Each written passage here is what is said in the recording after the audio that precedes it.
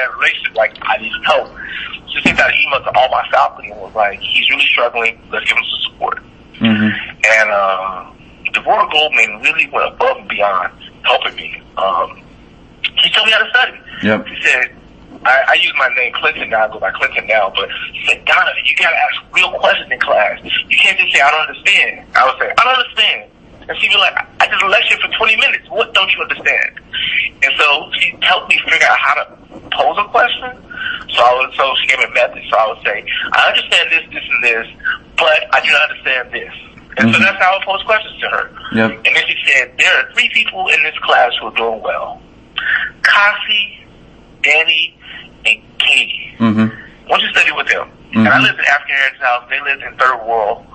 And I just went over there and I studied with them. And I realized that all they do when they study is talk about the stuff. Like, they just talk about it. Like, so tell me about photosynthesis. And I was like, what? Okay, well, it happened this way and this way and this way. And my struggles were not really bad struggles. I got a C minus in that class. Yep. Or a C or something like that. Same. Yep. But, so that wasn't, I didn't fail it. I never failed a class. But I didn't know what to do. That was the first time in my life where I was sitting in the class and like, okay, I've done everything I know how to do. So what's next? And so they really coached me on how to like do better. And then I took 120. And I did well. I did better in 120. I think I got a C plus or something like that. And I remember talking to one of the professors and I was like, he's like, you're not the first student we've seen like this. Stick with it. Stick with the science. You'll do better. You'll do better. But it was so much heartache, and I wasn't really enjoying school. So I was like, well, I'm going to graduate. That's the ultimate goal. So what can I do to graduate? And so I started taking history classes, and I started enjoying history classes and religious studies classes and stuff like that. But yeah, biology 118, 119, it was one of those things I thought I was going to leave college for that. Yep, I hear you there, man. I was in the... Yeah. I'd props to you for taking 120. I actually loved Bio 118, but I couldn't get out of that class fast enough, man. I didn't want to work that hard. Yeah, it's a 120, and I started to understand. Yeah. I remember the first test. I remember crying in the first test because there were like 8 questions. I had never seen a test like that. I'm like, so there's no hints throughout the test about what you might ask another question. It was just tough. Yep. So you mentioned taking history and religious studies classes and enjoying them. How did you settle on history as a major? I always liked history. Yep. And my girlfriend at the time, who was also first year, she was like, well, I think she had just made the decision to move from one major to another major. I forgot what the majors were. And so she was going through that struggle too. And so I was like, well, how did it happen? Hold on, let me think. I signed up my second year, I signed up for invertebrate biology. And it was with this lady named Mary Garvin, I believe. And I sat in the class, and we were talking about invertebrates, and I was like, I don't care. I don't care about an invertebrate. And so I went home and I said, I don't really care about this stuff, and I'm not going to dental school now that I got these bad grades. And I don't care about this. And so what do you like? That's what I think to myself, and that's what she's telling me. And I said, well, I like history. I've always done well in history classes. Let me try that out. And that's why I started taking history classes.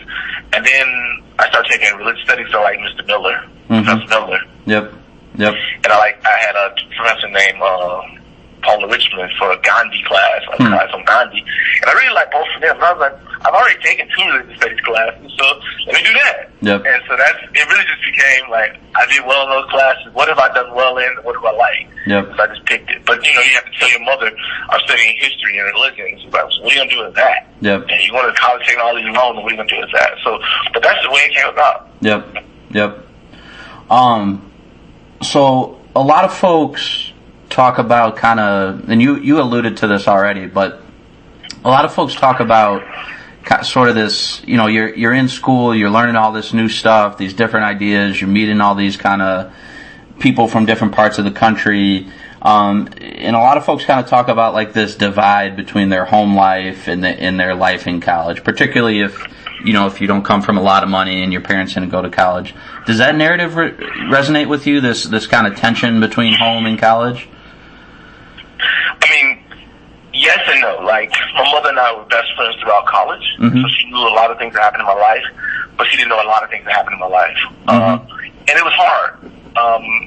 She had me when she was 21, and so at that time she was about 38. So she's my age now. I'm not her age. Yep. And she lost a good friend.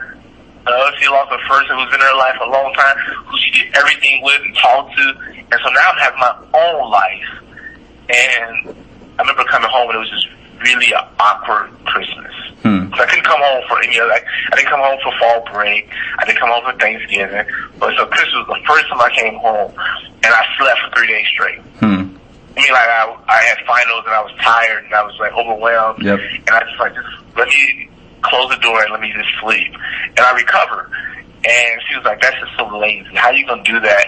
And I was like, well, Mom, you understand, I'm really tired after, like, I've been up 12-hour days studying all of the last 3 days of reading period and did finals and things like, I'm just really tired. And she couldn't understand it. And it also was more, as I talked about, my family's child hierarchical. So what my mother said went. And now I'm like questioning what she's saying. And so that was difficult for both of us, because it was like, I didn't say I'm a man, but I was like, well, I've been out the house for a while. In fact, one time I actually left home to go back to school early because I was like, you know what, you're being mean, and I don't want to deal with this. So I got on the plane and I went back to school. So it was a tough transition for both of us. It was a tough transition for both of us. But at the same time, we talk about school all the time. And my mother might not went to school, but she went to life. And so she would talk to me about life. And so she went to so her experience in school was like, was military. And she talked about the loneliness of coming back from Germany or Honduras or Guatemala and having all these experiences, and people like, fuck that shit. Which is the exact same experience I was having. So it wasn't the same, but she understood the loneliness and like, man, I'm doing all this great stuff, and all they care about is somebody else getting out of jail and coming back home, and everyone's happy about that.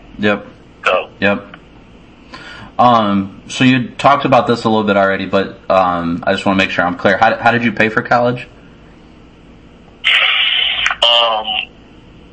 Open college. So when I was in high school, I was very strategic in everything I did, I guess. Now that you're talking about it, like, I didn't think about it like this, but my senior year, I volunteered to be the guidance counselor's office assistant. So during my lunch, I would be the office assistant.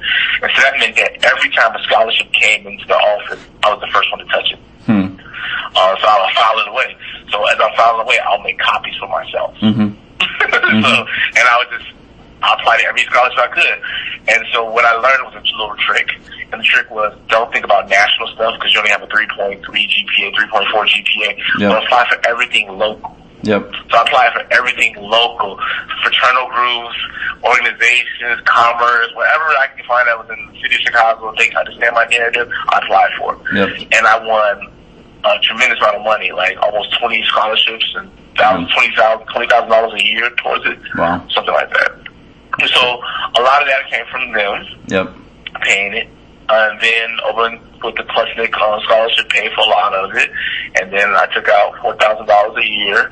And then I worked over the summer. And I worked in the school year. And I was just telling my wife this. Like, during the school year, I did catering. I washed pots and pans. My sophomore year, I was an aide to a young man who had cerebral palsy. So that gave me a job that paid. I worked 20 hours a week with him, like cleaning him up, washing him, cleaning him up, getting him ready for bed, massaging his muscles. So I did that for 20 hours a week, but it paid like $4 an hour. And then I was a Mellon Fellow, so I got paid during the school year for being a Mellon Fellow. So I just tried to cobble together a whole lot of things in the school year to pay for my student costs. In the summer, I worked to pay for my student costs, and then I took out $4,000 each year.